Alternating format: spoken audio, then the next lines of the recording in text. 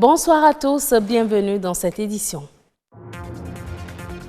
Le Centre béninois de la recherche scientifique et de l'innovation s'ouvre au public et expose les fruits de ses labeurs. Malgré les maigres ressources mises à la disposition des chercheurs, ils arrivent à obtenir de bons résultats. C'est une maladie qui survient le plus souvent avec l'âge. Aujourd'hui, la cataracte ne concerne pas seulement les personnes âgées, elle touche aussi les jeunes. Peut-on en guérir? Vous en saurez plus au cours de cette édition. Les dreadlocks style afro de plus en plus adoptés par les jeunes. Quelle est la particularité de cette coiffure et comment l'entretenir? Un spécialiste nous en parle.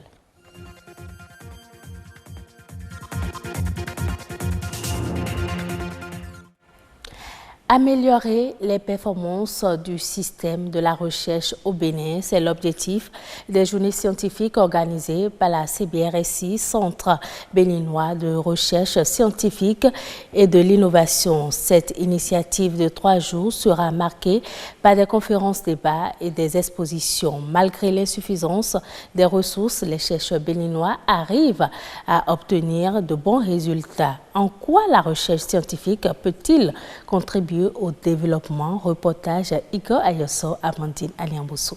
Le Bénin, comme beaucoup de pays africains, est confronté à d'énormes problèmes. Des problèmes auxquels la recherche scientifique et l'innovation devraient apporter des solutions. La recherche est un domaine des sciences qu'il faut dynamiser. C'est un domaine qui nous permet de faire ressortir ce qui n'est pas su par le commun des mortels. Pour améliorer les conditions de vie des Béninois, une place importante doit être accordée à la recherche scientifique en tant que vecteur de développement. Toute nation ne peut se développer sans la recherche. Pourquoi nos pays actuellement, nos pays africains je veux dire, nous sommes en train de battre des ailes? C'est parce que nous n'accordons pas à la recherche la place qu'il faut. Dans d'autres pays, c'est tout ce qui se fait qui passe d'abord par la recherche. Donc, lorsqu'il y a un problème, c'est d'abord les chercheurs qu'on va voir. Les chercheurs trouvent des solutions et puis ces solutions-là sont après adaptées ou bien ces solutions sont pratiquées au niveau donc, du terrain. Donc, c'est ce qui nous manque. Si une fois que nous n'abordons pas cette stratégie, une fois que nous ne mettons pas l'importance sur la recherche pour le développement, donc ce n'est pas le développement pour la recherche, c'est la recherche pour le développement. D'abord, tout doit passer par la recherche. Une fois que l'on fait ça et qu'on a confiance à ces chercheurs, tout marche. Des journées scientifiques sont donc organisées afin de permettre aux chercheurs, doctorants et jeunes étudiants d'identifier les actions futures pour mieux promouvoir la recherche scientifique et l'innovation au Bénin. Promouvoir la recherche scientifique et l'innovation, c'est d'abord former des chercheurs qui sont capables donc de chercher et de trouver. La première des choses, donc la formation des chercheurs. En plus de cela, il faut créer des laboratoires de pointe, des laboratoires qui traitent des problèmes de développement du pays, pas des laboratoires qui traitent des problèmes de développement d'autres pays. On ne peut pas dire que nous ne sommes pas formés. Il y a beaucoup de chercheurs, la preuve est qu'on trouve des choses qui sont exploitées à l'extérieur. Donc nous sommes bien formés si nous avons le matériel, si nous avons les ressources financières qu'il faut, et si nous avons le cadre qu'il faut, nous allons sortir des choses et ça va étonner le monde. La recherche scientifique et l'innovation, des composantes clés qui doivent contribuer à l'atteinte des objectifs de développement durable pour le Bénin et l'Afrique. Si vous avez des troubles de vision, vous souffrez peut-être de la cataracte. La cataracte est une maladie des yeux qui survient le plus souvent lorsqu'on prend de l'âge. Mais de plus en plus, elle touche la couche juvénile. Même si on ne peut prévenir la cataracte, elle a des signes annonciateurs et en guérir n'est pas impossible. Louis Koudogbo, Cécile Rondé. Une tache blanche sur cet œil, mais pas anodin. Il s'agit de la cataracte. Autrefois considérée comme une maladie de la vieillesse, ce mal existe sous différentes formes et peut conduire à la cécité. Cette maladie-là qui va toucher électivement une partie de l'œil, un organe de l'œil qu'on appelle le cristallin. Le cristallin, c'est une lentille. Lorsque justement cette lentille-là qui est transparente s'opacifie, l'image ne passe plus et on fait ce qu'on appelle la cataracte. Alors la cataracte, elle peut toucher les personnes âgées, elle va aussi toucher parfois des gens plus jeunes et des enfants. Ça peut être un coup qu'on porte sur l'œil, ça c'est chez les sujets jeunes en cas de traumatisme, mais ça peut être aussi une altération, un petit virus qui a attaqué l'œil dans l'enfance et qui a altéré une partie de cette enveloppe et qui crée justement la cataracte. Ça peut être la prise de médicaments, pourquoi pas, qui peut aussi produire cela. Des conséquences préjudiciables pour la vue. Mais si elle ne peut être prévenue, la cataracte présente des signes annonciateurs.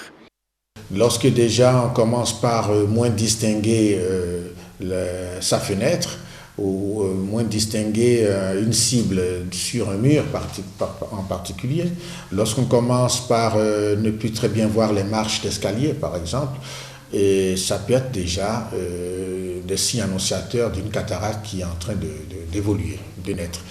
Mais le grand signe, c'est la vision floue. Il y a des personnes qui, lorsqu'il y a de la grande lumière, ne voient plus très bien. Mais lorsqu'elles sont dans une petite pénombre, elles voient mieux. Ça aussi, ce sont des signes de cataracte. Guérir de la cataracte n'est pourtant pas chose impossible. Cependant, il n'existe qu'une seule voie de recours. De toutes les façons, que ce soit pour un bébé, un nouveau-né, que ce soit pour une jeune personne ou que ce soit pour une personne âgée, il n'y a qu'un seul traitement efficace pour la cataracte, c'est justement de l'opérer. C'est-à-dire d'enlever cette lentille qui est cataractée et actuellement, on propose à la place ce qu'on appelle un implant, qui est une petite lentille artificielle que l'on mettra à la place de ce cristallin et qui permettra de restaurer la vision qu'on a perdue. La cataracte, à l'instar d'autres maladies de l'œil, peut conduire à la perte de la vue. Mais dans tous les cas, une consultation régulière constitue le moyen de prévention le plus efficace. Les dreadlocks est l'une des coiffures les plus en vogue. Et lorsqu'on en parle, on fait référence à Bob Marley, tenez-vous bien. C'est une tendance qui est toujours actuelle. Quelle est sa particularité? Comment entretient-on? Les précisions dans cette interview réalisée par Judith Tossa et Césaire Achadé. C'est les cheveux faits en boule, en tige et tout. Donc comme les miens, c'est ça, les dreadlocks. La particularité des dreadlocks, c'est que tu n'es pas forcé d'aller aux mèches, tu es fié au naturel, tu t'épargnes des produits, des défrisants et tout. Donc tu as les cheveux naturellement en boule, en tige sur la tête. Et cela te permet, n'est-ce pas, de te laver dans les cheveux tous les jours si tu veux. Cela te permet de faire des économies. C'est pas nécessairement être Rastafari avant d'avoir les dreads. C'est plutôt une mode où tu peux le faire, 3 mois et défaire, ou bien 2 mois et défaire. Il y a des personnes mal intentionnées, on les dreads mais en font mauvais usage. Mais pour la majorité, c'est pas celui de droguer. Quand tu as les dreads sur la tête, c'est que tu es comme tout le monde et tout. C'est une look, c'est une mode et tout, comme toute forme de modèle qu'on fait sur la tête. C'est les personnes qui n'ont pas les cheveux propices pour faire les dreadlocks qui se donnent aux faux locks. C'est-à-dire que c'est des mèches conçues pour ça. Il y en a pêle-mêle, naturel, semi-naturel et synthétique. 200 millions de dollars, soit environ 100 milliards de francs CFA. C'est le montant accordé par la Banque mondiale à l'Égypte pour soutenir les petites et moyennes entreprises. Ce fonds est destiné à stimuler la création d'emplois pour les femmes et les jeunes. L'accord relatif à ce financement a été signé au Caire par le président de la Banque mondiale et le ministre égyptien de l'investissement et de la coopération internationale. Les résidents de la région des Grands Lacs africains déplorent l'insécurité encore présente dans certains pays. Réunis dans le cadre de la conférence internationale de la région des Grands Lacs, les experts dans le domaine de la sécurité ont insisté sur son rôle central pour le développement. C'est un reportage de nos confrères de Rwanda Télévision.